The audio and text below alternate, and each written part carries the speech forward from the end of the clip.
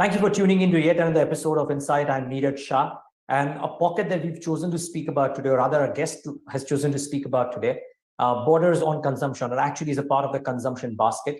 Our guest today to talk about this theme is Rahul Arora, CEO of Nirmal Bang Institutional Equities. Rahul, great having you. Thanks for joining in. Thank you for having me, Niraj. Now, Rahul, you've looked at this consumption bucket for a really long time now. Why is it that we are choosing to speak about the coffee space, if you will, or CCL, who is the guest on the show, if you will, at the current point of time, versus a bunch of other options available? What is the special about this? So it's an interesting question, Niraj, because when you talk about consumption, it's very hard to marry price and overall performance, right? So either valuations are too expensive or valuations are too cheap because growth is not coming. So when you're looking to find companies where there is good valuation comfort and growth and has a potential to become really big in time, I think CCL is one of those companies that fits the bill. I still remember when we had initiated coverage on this company, Niraj, the stock used to be 50 rupees. It's at 550 today. So people may ask why, after it's become an 11 bagger, would you still recommend the stock? The point is that this is a company that's grown at about 10-11% volume growth consistently over the last decade, which is quite phenomenal because there have been multiple cycles over the last 10 years. Also, there has been huge market share gains. A lot of the capacity that's come on board has come on very efficiently, which means the return on capital employed has consistently been good. The return on equity profile has always been good. So, you've always had an ROCE of about 17-18% and a return on equity of somewhere between 20-25%. And this is through an entire decade cycle. And yet the stock comes to you at about 17-18 times on a 1 year forward. So I think when you're consistently delivering growth, I think valuations, start to look reasonable. The entire millennial population of India, if you will, there is a shift, although not happening at a very rapid pace, but there is certainly a shift from chai to coffee. And we are seeing that in our own offices and anecdotally. So I think one is the overall size of the opportunity. The second is consistent return ratios. The third is consistent volume growth. The fourth is valuations. And the fifth is market share gains on a global platform. I think all of these put together still makes us comfortable 10 years down the line. And I think the succession has been very good. I think from the father to the son, there's been no blips at all in the way the company is being run. I think it's just gone from strength to strength. So I think on at least 6 or 7 parameters, this fits the bill. And, when you look at other developed markets or even emerging markets like China, etc., you really don't know what the size of the coffee market in India becomes, Niraj. If, a certain percentage of the chai drinkers actually migrate full-time to coffee, then, this is one company that could just land up, becoming many-fold of what it is today. So therefore, I thought in the consumption space, this fits various parameters, and this could land up being one of our top picks in the mid and small cap space from an industry as well as from a company standpoint. Interesting. We'll take more insights from you, Rahul, but it's about time to get in the management on the show as well. CCL Products, Challa Srishant, the MD of the company, will join in to talk about his thoughts on some of these assumptions or some of these metrics that they've done in the past and what is it that the future could post. Srishant, so good having you. Thanks for joining in. You just missed our guest, Rahul Arora's effusive praise for your performance in the past. And we'll, of course, talk to him about his assumptions on the future for you. But may I ask you, Srishant, if I look at the history of your company, there are, over the last 10 years, consistency in delivery of volume growth, return ratios, earnings through cycles. Is it safe to therefore say that cycles don't impact you, or that you've ceased to be a highly cyclical company, so to say, or you're not a cyclical company at all? So actually, there is no impact for us on any of the cycles, actually. Whether the prices go up or down, it really doesn't matter for us. So our range of customers are quite specific. It's a very sticky business. Once a customer buys a particular brand quality, typically they don't change. They really have to be motivated to change. So that's one reason why our volumes keep increasing year on year, because we just have to add a couple of new customers every year to achieve the desired volume growth. Okay. What's the blue sky scenario of the kind of reach that a CCL can have? Because a central part of argument, and I'll let Rahul talk about that in detail as well in his questions to you. But maybe a central part of the argument could be that while you've grown from strength to strength over the last 10 years, the opportunity size is still tremendously large, both within India as well as outside. Can you talk a bit about that? Yeah, so that's actually quite true. Just to give a macro perspective, the instant coffee market is about a 900,000 ton market. It's a guesstimate that is there in the market today. And where we stand right now, we are still at about 55,000 tons right now. By next year, we'll be at about 77,000 tons. So we still have a large gap to fill over here. And one of the things is we are right now at the base of the pyramid. We are a bulk instant coffee manufacturer that is supplying to brands across the world, to repackers and resellers across the world. So we have the ability to make products which are the most economical products to the most premium products from one single location. So the entire range of products, literally we're the only company in the world that has more than 1,000 different blends that we can offer to customers. Our factories have been specifically designed and customized over the years based on our customer requirements. So we have evolved along with our customers over the years, which is why we've been able to retain our customers also for so many years. Now, from where we are to where we are heading, we want to transition from a bulk player to a branded supplier. So we want to start supplying small packs to the brands directly. So that is the first change. The second change is from a B2B company to a B2C company. That is where we've come to India, for example. In India, we launched our own brand about 5 years ago. We were doing private label for more than 20 odd years in India. And when we launched our brand, we did not sacrifice on our private label business in any manner. In fact, our private label business also has been growing at a phenomenal pace. So customers have that confidence that, yes, we understand what brands need and we are the right partners to support them as well. So that combination has really worked for us. We want to now scale this up to a more global level. So that's where we stand right now. Okay. Rahul?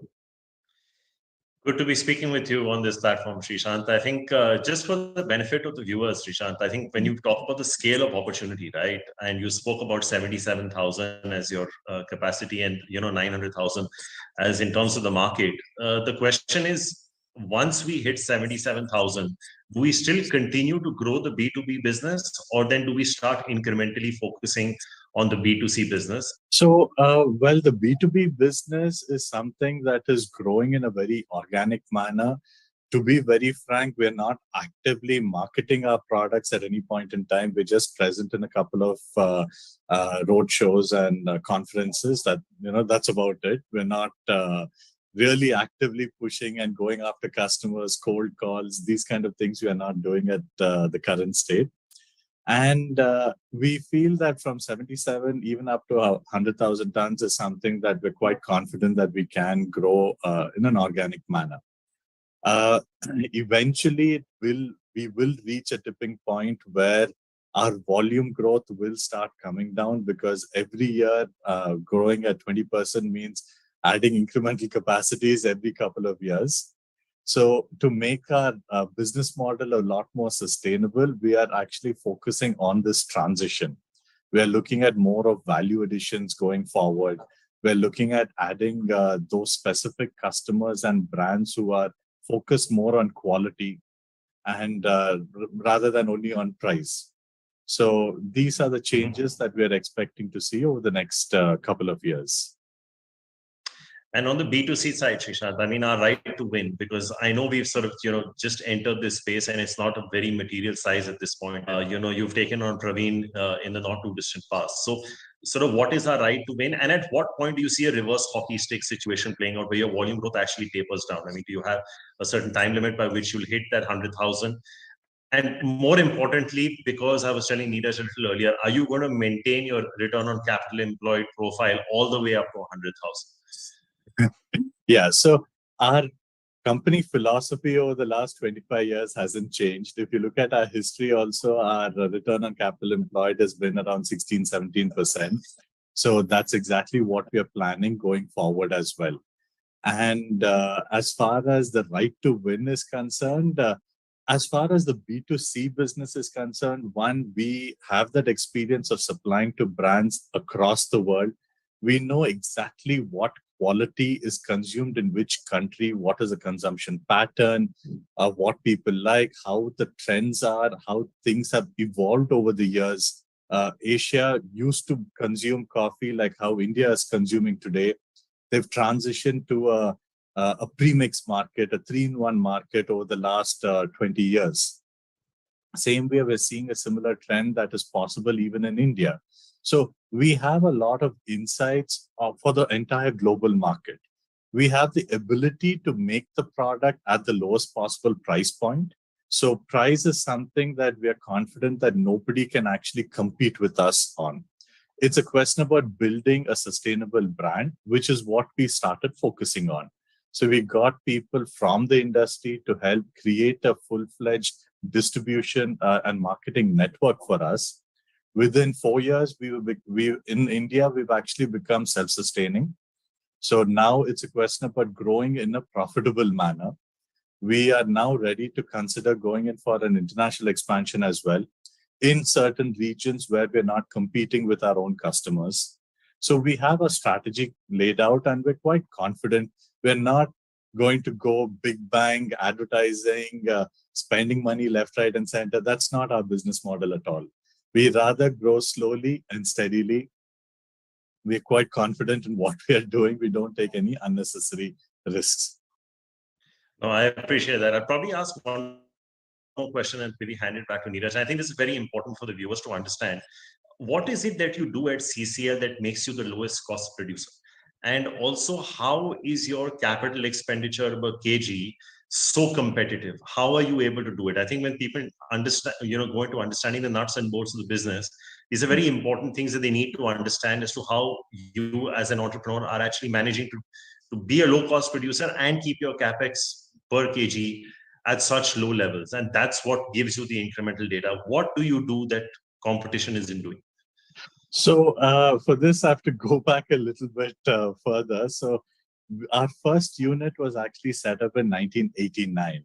So the kind of relationships that we have built over the years with equipment suppliers, the kind of teams that we have built till date, we've been able to customize equipment. In fact, we have an internal division that manufactures our own equipment, which gives us the specific results that we need to achieve a certain specific quality. So this is something which is 100% in-house developed. We've had our employees get open offers from competitors multiple times and customers also for that matter. But fortunately, we've been able to retain most of the people. And that is our strength, actually. The in-house knowledge that is there, our ability to customize products, the technology that we have incorporated within the organization doesn't exist anywhere else in the world. You have equipment suppliers from different parts of the world who are experts in their specific areas, but no one can do it in an integrated manner the way we have been doing it. And again, the main reason why we are where we are today is again because our customers have always come to us as an R&D partner, as an innovation partner. They've given us sometimes ridiculous targets saying that, okay, I want this kind of a product, which we have actually invested behind and commercialized eventually. So that is our strength today, which is why it's not very easy to replicate what we are doing and what we have been doing over the years. Wow, that's interesting. And thanks, Rahul, for that. And of course, Rahul, feel free to come in again. But I just want to follow up here, Srishant. Typically in the chemical industry, when companies are getting these kind of orders wherein they set up a dedicated plant or innovate for the customer, etc., those are higher margin products as well. Now, I understand you said that you are cost plus, therefore, but would you continue to do that even if the model were to veer a lot towards companies saying that, hey, You do the whole research, you do the R&D, you develop the blend. The costs don't matter to us, but give us something which is exciting. Does it still continue to remain the same fashion, wherein your cost plus, your return ratios remain the same, your margins remain the same? More or less. So for the generic products, I think this is the model that we follow. We do have a certain set of products. If it's unique in the market, that's when our margins will obviously be significantly higher.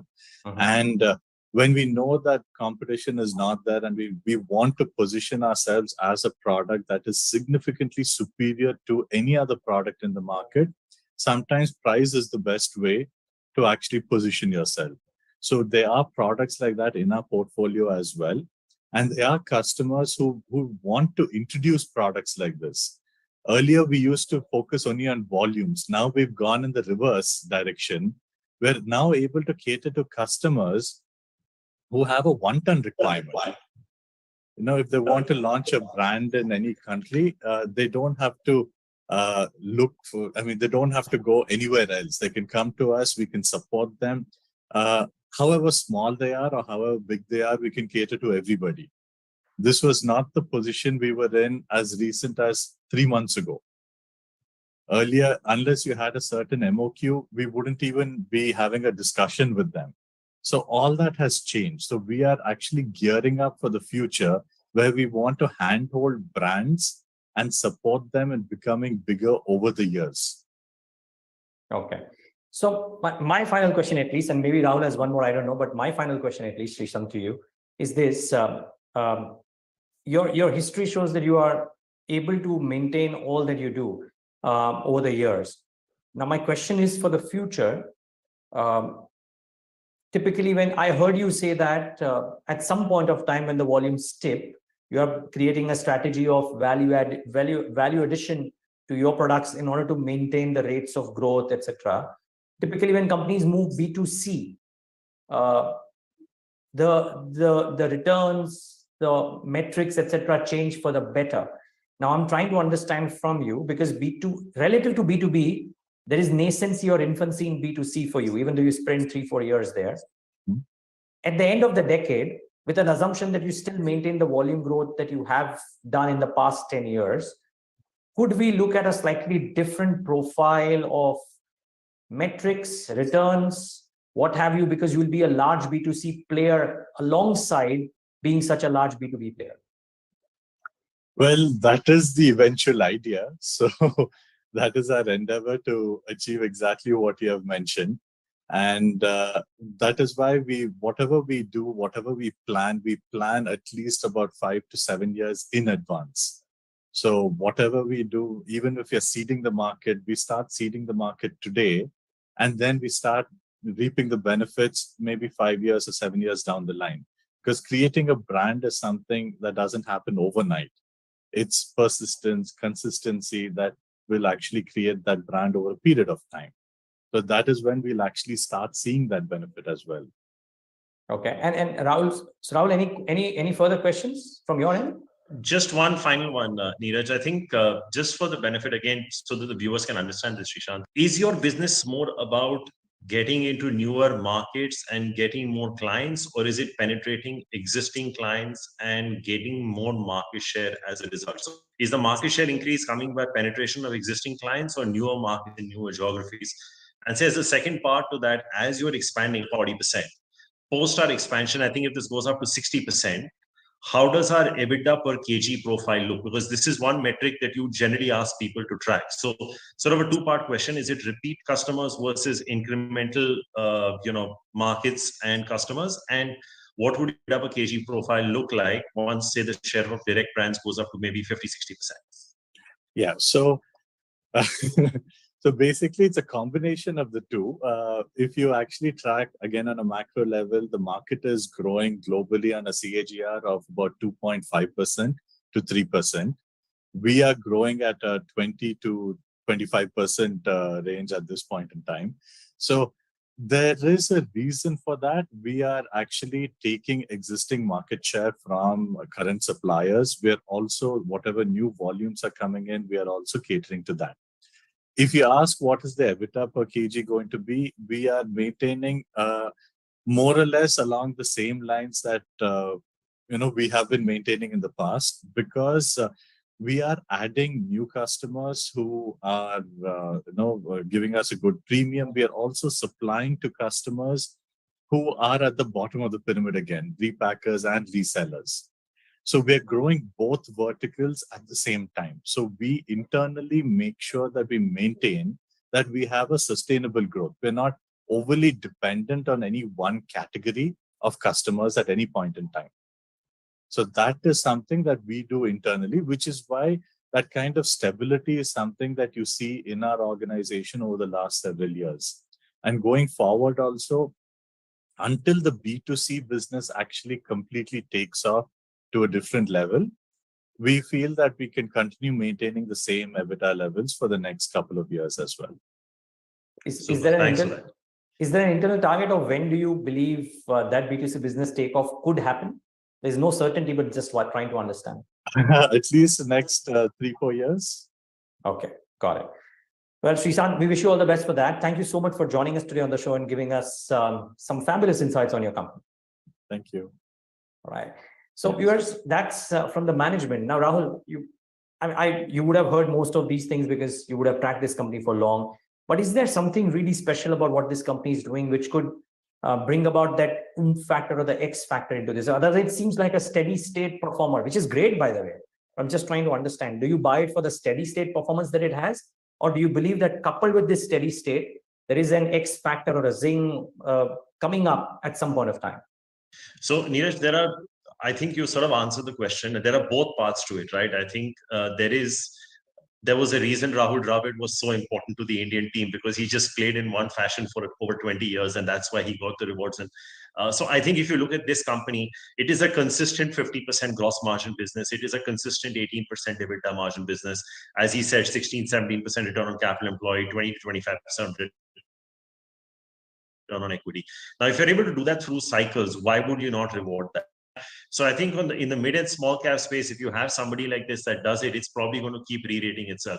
The second point, Niraj, I think, which is a very important point that he raised, that if he's able to go to 100,000 in terms of capacity, when the global market itself is 900,000, he becomes a very, very serious global player with a very dominant double-digit market share. And coming from a country like India, which is anyway, as he was saying, a low-cost producer, and Brazil, as we know, has its own challenges with import duties, climates, and all of that. This market share is going to keep going higher. So I don't think the return ratio profile or the margin profile is going to change in a very material way.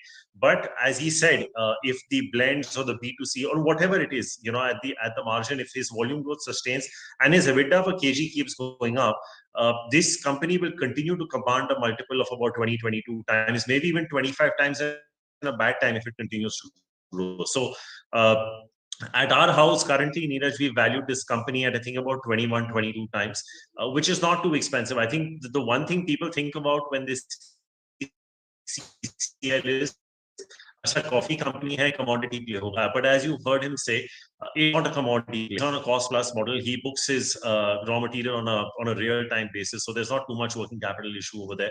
I think all things considered,